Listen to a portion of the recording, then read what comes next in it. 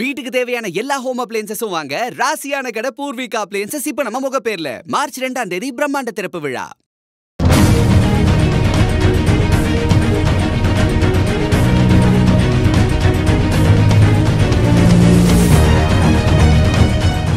வணக்கம் நண்பர்களே. என்னதான் இந்தியாவுக்கும் யுஏக்குமான ராஜாங்க ரீதியா அதாவது டிப்ளமேட்டிக் ரிலேஷன்ஷிப் ரொம்ப ஸ்ட்ராங்கா நெருக்கமா இருந்தாலும் ஒரு சில சட்ட திருத்தங்களுக்கு எதிராக எந்த நாடுமே செயல்படுத்த முடியாது. அப்படி செயல்பட்டாங்க அப்படின்னா அந்த நாடு நல்ல உறவுகள் இருக்குன்னு அவங்க இன்வால்வ் ஆக முடியாது. ஸோ இந்த மாதிரி ஒரு சம்பவம் யுஏக்கும் இந்தியாவுக்கும் நடந்திருக்கு. அதை பத்தி ஒரு முக்கியமான ஒரு தகவல் நான் இன்னைக்கு உங்களுக்கு சொல்ல போறேன். இது மட்டும் இல்ல, ஆப்கானிஸ்தானுக்கும் பாகிஸ்தானுக்கும் பார்டர்ல ஒரு சில மணி நேரங்களுக்கு முன்னாடி வந்த செய்தி இது.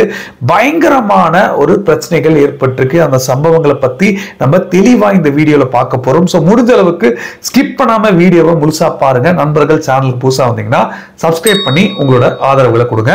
சோ நம்ம ஃபர்ஸ்ட் பார்க்க போற விஷயம் என்ன அப்படின்னு பாத்தீங்கன்னா, நம்ம எல்லாருக்குமே தெரியும், பெரிய அதிர்ச்சி ட்ரம்ப் ஜெலன்ஸ்கி மீட்டிங்ல பார்த்தோம். சோ இது கிட்டத்தட்ட உலக நாடுகள அதிர்ச்சியில இருந்தாங்க. என்னடா ஜெலன்ஸ்கி போய் தேவையில்லாம ட்ரம்ப் போய் பகைச்சுக்கிட்டாரு அப்படின்னு சொல்லிக்கிட்டு இருந்தாங்க. சோ ட்ரம்ப் முழுக்க முழுக்க யுக்ரைனுக்கு கொடுக்கிற எல்லா உதவிகளையுமே நிறுத்தி வச்சிட்டாரு. அவரோட டிமாண்டே வேற லெவல் இருக்கு. நாங்க எதுக்குடா சும்மா ஸ்பெண்ட் பண்ணிட்டு இருப்போம், எங்க காசு எங்க டாக்ஸ் பேயர் மணி இனி நாங்க வேஸ்ட் பண்ற மாதிரி இல்ல அப்படின்ற மாதிரி வெளிப்படையான ஸ்டேட்மெண்ட் சொல்லி அனுப்பிச்சிட்டாரு. என்னதான் ஜெலன்ஸ்கி இந்த அளவுக்கு ஒரு மேசிவா இன்டர்நேஷனல் எம்பாரஸ்மென்ட் சந்திச்சாலும் யூரோப் நாங்க இருக்கோம் கவலைப்படாத அப்படின்னு ஒரு முழு ஆதரவுகளை கொடுத்துக்கிட்டு இருக்காங்க. சோ ஒரு ஸ்டேட்மெண்ட் ரீதியா முழு ஆதரவுகளை கொடுக்க முடியும். ஆனா அமெரிக்கா கொடுத்த வெப்பன் மாதிரியோ இல்ல அமெரிக்கா கொடுத்த உதவிகள், பண உதவியா இருக்கட்டும் இல்ல பொருள் உதவியா இருக்கட்டும், அந்த மாதிரி யூரோப்பால கொடுக்க முடியுமா கேட்டா டவுட் தான். ஆனா இப்ப இந்த பிரான்சோட அதிபர் மேக்ரோன் ஒரு புதுவிதமான ஒரு ஐடியாவை கொடுத்திருக்காரு. போர் நிறுத்தத்துக்கு ஒரு முதல் கட்ட முயற்சியா இதை பண்ணுவோமே அப்படின்னு சொல்லியிருக்காரு. ஆனா இந்த ஐடியா கேட்ட உடனே கிட்டத்தட்ட உடனே ஜெலன்ஸ்கி முடியாது ரிஜெக்ட் பண்ணியிருக்காராம். சோ எந்த அளவுக்கு இன்னைக்கு நிலைமை மாறி இருக்கு பாருங்க. யாருமே நினைச்சு பார்த்திருக்க மாட்டாங்க இன்னைக்கு ரஷ்யாவும் அமெரிக்காவும் நண்பர்களா.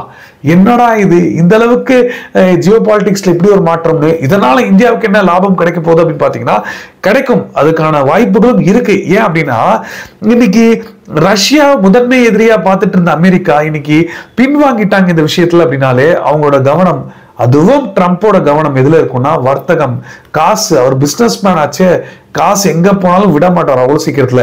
அதனால சைனா தான் முதன்மை எதிரியா தெரிவாங்க. ஏன்னா வர்த்தக ரீதியான போட்டி பொறாமைகள்ல இருக்கே. சோ அதனால இத சீனாவை வீக் பண்றதுக்கு இந்தியாவை வளர்க்கலாம். அதை சந்தர்ப்பவாதமா பயன்படுத்திட்டு இந்தியா தனக்கு தேவையான விஷயங்கள்ல கொஞ்சம் இன்வால்வோட என்னென்ன விஷயங்கள்ல நம்ம கொஞ்சம் வளர்ச்சி பார்க்கலாம், முதலீடுகள் பண்ணலாம். அடுத்த 30 வருஷங்கள்ல இது நமக்கு எப்படி பலன் கிடைக்க போகுதுன்னு யோசிச்சு பண்ணால் நல்லதுதான். சோ இது இந்தியாவுக்கு கண்டிப்பா பலன் இருக்கு. ஆனா ரஷ்யா கண்டிப்பா இந்த உக்ரைன் விஷயத்துல யாரும் எதிர்பார்த்திருக்க மாட்டாங்க. ட்ரம்ப் அவர்கள் வந்த பிறகு இப்படி ஒரு மாற்றம் மாறும்னு. சோ இப்ப இன்னைக்கு யூரோப் நாடுகள் வேற வழி இல்லாம ஆறுதல் கொடுக்கிற மாதிரி கொடுத்து, அதாவது கொஞ்சம் கொஞ்சமா அவங்க வழிக்கு ஜெலன்ஸ்கியை கொண்டு வரதுக்கான வேலைகள் தான் பண்றாரு. இருந்தாலும் ரொம்ப பிகு பண்ணிக்கிறாருப்பா.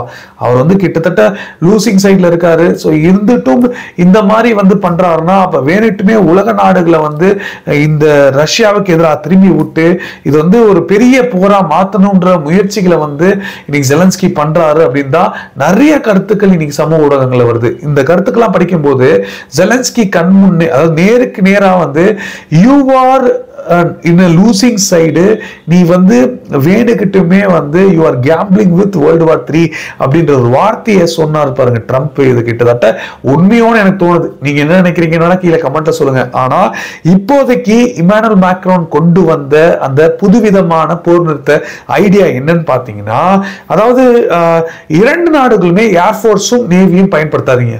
அதாவது ஏர் ஸ்ட்ரைக்கோ இல்லாட்டி சி வழியா ஸ்ட்ரைக் பண்றதை நிறுத்தலாம். சோ இரண்டு பேருமே நிறுத்தலாம். சோ ஃபீல்டு லெவல்ல நடக்கிற போர் கண்டினியூ ஆகட்டும். ஸோ அதை வந்து இப்போதைக்கு நம்ம வந்து எதுவும் டச் பண்ண வேண்டாம். இப்போதைக்கு முதல் கட்டமா இந்த 2 விஷயங்களை பண்ணலாம்னு மேக்ரோ சொல்லியிருக்காரு. ரொம்ப தெளிவாக தான் யோசிச்சு சொல்லியிருக்காரு. ஏன்னா அமெரிக்கா பக்கம் பகச்சுக்க கூடாது, இங்கேயும் பகச்சுக்க கூடாதுன்னு ஒரு நியூட்ரலா சொல்லியிருக்காரு. ஆனா இதையும் ஜெலன்ஸ்கி ரிஜெக்ட் பண்ணது, யூகே இதுல இருந்து அமைதியா பின்வாங்கினது, இதெல்லாம் பார்க்கும்போது இவங்க வந்து இதை விடுறதா தெரியல. ஸோ கண்டிப்பா ஜெலன்ஸ்கி முழுமையா அங்க இருக்கிற மக்களை வந்து துன்புறுத்திட்டு தான் போறாரா அப்படின்றது நமக்கு தெரியல. ஸோ பொறுத்திருந்து பார்ப்போம் எப்படி இதை டீல் பண்ண போறாங்க அப்படின்றது. ஸோ தொடர்ந்து பலவிதமான விஷயங்கள் இதை பத்தி பேசிக்கிட்டு இருக்கோம். ஸோ முடிஞ்ச அளவுக்கு நான் மற்ற வீடியோலும் கவர் பண்ண முயற்சி பண்றேன். முடிஞ்ச அளவுக்கு ஸ்கிப் பண்ணாம பார்த்தீங்கன்னா உங்களுக்கு அது புரியும். ஸோ இது தொடர்ந்து அடுத்து நம்ம பார்க்க போற ரொம்ப முக்கியமான விஷயம் இதாங்க. அதாவது யுஏஇக்கும் இந்தியாவுக்குமான உறவுகள் ரொம்ப நெருக்கமா இருக்கு, நம்ம பார்த்துக்கிட்டு தான் இருக்கோம். ஆனா இப்ப சமீபத்தில், அதாவது கடந்த ஆண்டு வந்து ஷாசாடி கான் அப்படின்ற ஒரு பெண்மணி ஒரு வீட்டு வேலை பார்த்துட்டு இருந்தாங்க. யூபிஎஸ் சேர்ந்த ஒரு பெண்மணி. அவங்க வந்து அங்க அந்த வேலை செஞ்சுட்டு இருக்க வீட்டில் இருக்கிற ஒரு குழந்தைய வந்து மர்டர் பண்ண கேஸுக்காக அவங்களை அரெஸ்ட் பண்றாங்க. குற்றம் நிரூபிக்கப்பட்டு அவங்களுக்கு வந்து டெத் சென்டென்ஸ் வந்து கொடுத்துருக்காங்க. ஸோ அந்த டெத் சென்டென்ஸ் வந்து யுஏஇ பொறுத்தளவு எப்படின்னா என்னைக்கு எக்ஸிக்யூட் பண்ண போறாங்க அப்படின்ற விஷயங்கள்லாம் உடனே சொல்ல மாட்டாங்க. ஒரு நாள் முன்னாடி சொல்லலாம், இல்லை சொல்லாமையும் இருக்கலாம். ஆனா அந்த எக்ஸிக்யூட் பண்ண பிறகுதான் இப்ப இந்தியாவுக்கு அபிஷியலா தெரிவிச்சிருக்காங்க. இந்தியன் எம்பசிக்கு வந்து இந்த தகவலை வந்து பாஸ் பண்ணியிருக்காங்க. ஆமா, அந்த பெண்மணி வந்து எக்ஸிக்யூட் பண்ணிட்டாங்க. பிப்ரவரி 14 பண்ணிருக்காங்க. ஆனா இந்தியன் எம்பசிக்கு வந்து பிப்ரவரி 28 தான் இந்த தகவலை வந்து தெரிவிச்சிருக்காங்க. ஸோ மற்ற பரியர் ப்ரொசீஜர்ஸ்லாம் வந்து மார்ச் 5 வந்து இதுக்கான விஷயங்கள் வந்து இவங்க அமைச்சு கொடுத்துருக்கதா சொல்றாங்க. அபிஷியலா இந்தியன் எம்பசியும் அதே மாதிரி யுஏயும் உட்காந்து பேசியிருக்காங்க சொல்லப்படுது. ஸோ என்னதான் யுஏக்கும், ஏன்னா நெட்டிசன்ஸ் வந்து என்ன நினைக்கிறாங்கன்னா, அங்க இருக்க கட்டார்ல வந்து 8 பேரை மட்டும் எப்படி வந்து நீங்க வந்து விடுவிக்க முடிஞ்சது, ஏன் இந்த விஷயங்கள் பண்ண முடியல அப்படின்னு அவங்க அப்பா வந்து இங்க அழுது ஒரு பேட்டி கொடுத்ததை வச்சு நிறைய பேர் பேசிட்டு இருக்காங்க சமூக ஊடகங்கள்ல. ஆக்சுவலா பாத்தீங்கன்னா சட்ட திருத்தங்களுக்கும் இப்ப இந்தியா இது அப்படியே ஆப்போசிட்டா யோசிச்சு பாருங்க. இந்தியால இந்த நிலைமை நடந்ததுன்னா, இந்தியா வந்து ஒரு டெத் சென்டென்ஸ் கொடுத்தாங்கன்னா கண்டிப்பா அது நம்ம மற்ற நாடுகள் ஏத்துக்கிட்டு தான் ஆகணும். ஸோ அந்த மாதிரியான நிலைமை அது வேற. அது வந்து ஒரு தவறான குற்றச்சாட்டு, ஸ்பை பண்ணாங்க, இன்டெலிஜென்ஸ் ஸ்பை பண்ணாங்கன்ற ஒரு விஷயங்களை வச்சு அந்த குற்றச்சாட்டுக்காக அரெஸ்ட் பண்ணாங்க. அதையும் இதையும் ஒன்றிணைச்சு பார்க்க முடியாது. ஸோ இந்த சம்பவங்கள் கண்டிப்பா இந்தியாவுக்கும் யுஏஇக்குமான உறவுகளை எந்த ஒரு மாற்றமும் ஏற்பட போதில்லை. ஆனா எம்இஇ தெளிவா சொல்லிட்டாங்க, இந்த தகவலை எங்களுக்கு 28 பாஸ் பண்ணிருக்காங்க. ஸோ மார்ச் 5 ஃபார்மாலிட்டிஸ்க்கான ஒரு ஸ்கெடியூல் வந்து கொடுத்திருக்காங்க அப்படின்ற விஷயங்களை வந்து தெரிவிச்சிருக்காங்க. ஸோ இது கண்டிப்பா யுஏஇ இந்தியா உறவுகள் பாதிக்க போறது இல்லை. ஆனா இந்த மாதிரியான சம்பவங்கள் இனி நடக்காம தடுக்கிறதும் நம்ம கையில இல்லை. எப்படி அப்படின்றத நம்ம பொறுத்து தான் பார்க்கணும். ஸோ இது தொடர்ந்து அடுத்து நம்ம பார்க்க போற இன்னொரு முக்கியமான ஒரு விஷயங்க, ஆப்கானிஸ்தான் சும்மா விடுற மாதிரி இல்லை. தொடர்ந்து பாகிஸ்தான் வந்து ஒரு பெரிய லெவல்ல திட்டம் போட்டு செயல்படுத்துறாங்க. ஆனா அது தொடர்ந்து பெரிய தோல்வியை தான் பாகிஸ்தான் சந்திக்கிறாங்க. ஸோ இதுலயும் குறிப்பா முக்கியமான பார்டர் கிராசிங், இந்தியாவுக்கும் பாகிஸ்தானுக்கும் எல்ஓசியில பிரச்சனைகள் நடக்கிறதுலாம் வேற. ஆனா வாகா பார்டர் ஒரு முக்கியமான பார்டர். அந்த பார்டர்ல ஏதாவது ஒரு பிரச்சனை ஏற்பட்டவனா எப்படி இருக்கும், ஒரு அக்லியா இருக்கும்.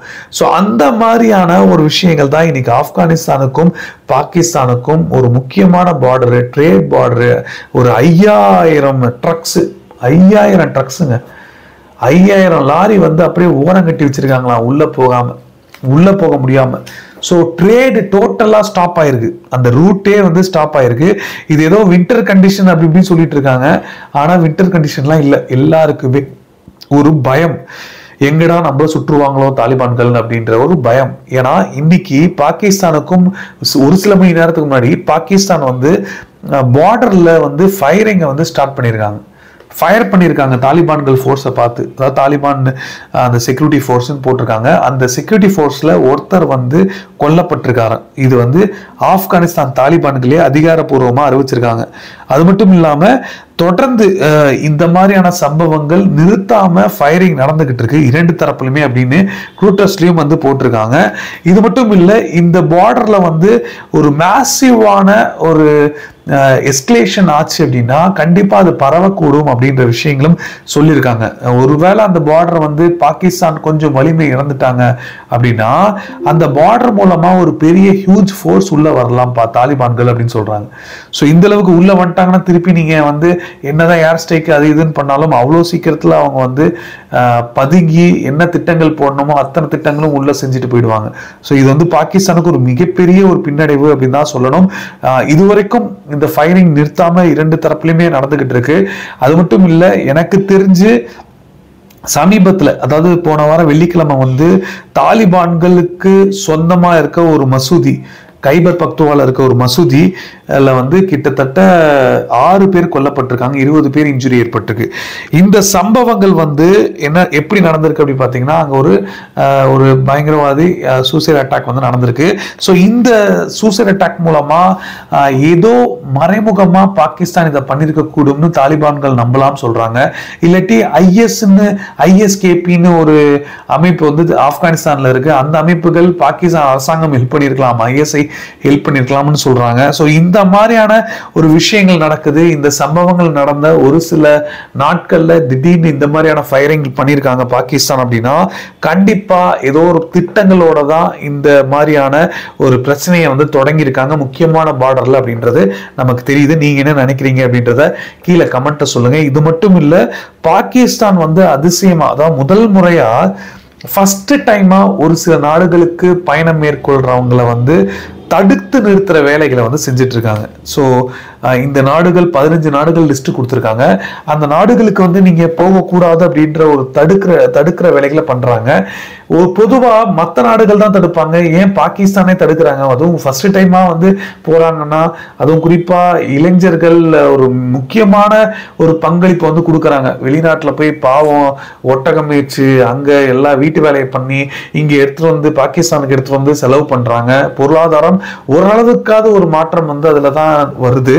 ஆனா அதையும் நிறுத்துற மாதிரி ஏன் பண்றாங்க பாத்தீங்கன்னா, ஃபெடரல் இன்வெஸ்டிகேஷன் ஏஜென்சி வந்து ரொம்ப தெளிவா வந்து ஒரு டேட்டா அவங்களுக்கு கிடைச்சிருக்கு. நிறைய பேர் அங்க போய் பாகிஸ்தானுக்கு கெட்ட பேர் தான் வாங்கி கொடுக்குறாங்க அப்படின்னு. ஏன்னா சவுதி அரேபியாலாம் வந்து முக்கியமான நாடு, ஆனா சவுதி அரேபியாக்கே போக கூடாதுன்னு, அதுவும் ஹஜ் புனித யாத்திரை எல்லாரும் போவாங்க, அதையே தடுத்து நிறுத்திருக்காங்க.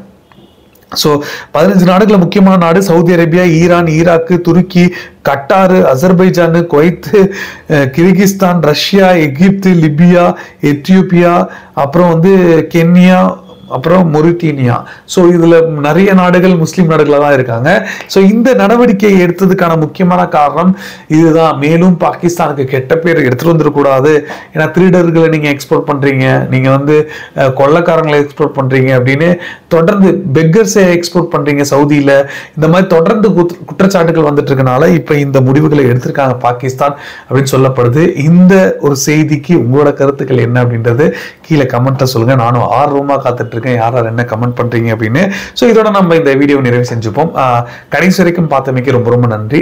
ஜெய்ஹிந்த், பாய். வீட்டுக்கு தேவையான எல்லா ஹோம் அப்ளையன்சஸும் வாங்க ராசியான கடை பூர்விகா அப்ளையன்சஸ் இப்ப நம்ம முகப்பேர்ல. மார்ச் 2ஆம் தேதி பிரம்மாண்ட திறப்பு விழா.